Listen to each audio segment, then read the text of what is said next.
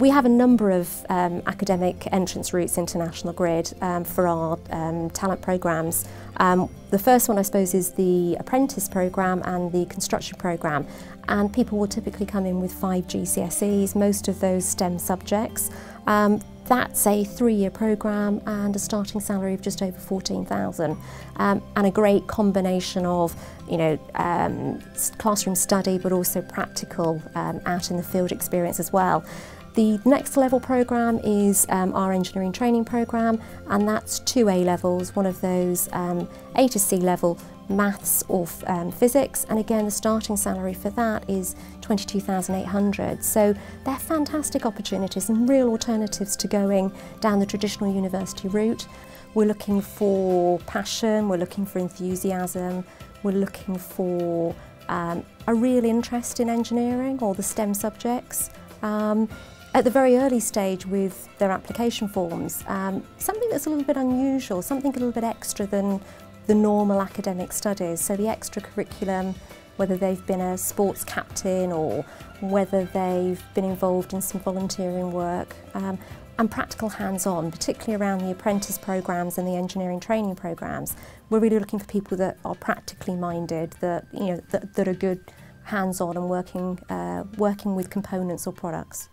Well, the assessment centre is the final stage of our recruitment process for most of our candidates, and what you have there is a mixture of different activities. So typically for our engineering training programme, where they're coming in with 2 A levels, they will get involved in a group activity where they'll have to work on a particular exercise. They'll be involved in a presentation exercise, sort of a detailed problem analysis, and they'll also be involved in some straightforward interviews. Some of them may even have to do a climb as part of it. If they're working on overhead lines, they might have to physically do a climb that day.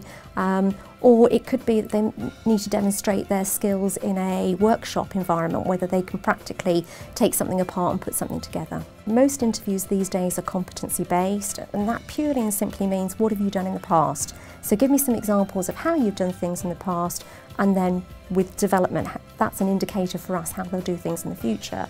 So think about some examples of how they've worked in teams, how they've communicated with people, how they've analysed problems, how they've solved solutions, what creative ideas they've come up with. The other thing they can do is bring in a list of questions, again bring in a copy of their CV, just to give them a little bit more confidence during the interview, bring in their online application form, and if they do have a portfolio of information that they've pulled together that they want to show the interviewers, then that's always a good idea. So when we're looking through the CVs, it's really a whole balance of the academic with the other activities with it that really separates them from the next candidate.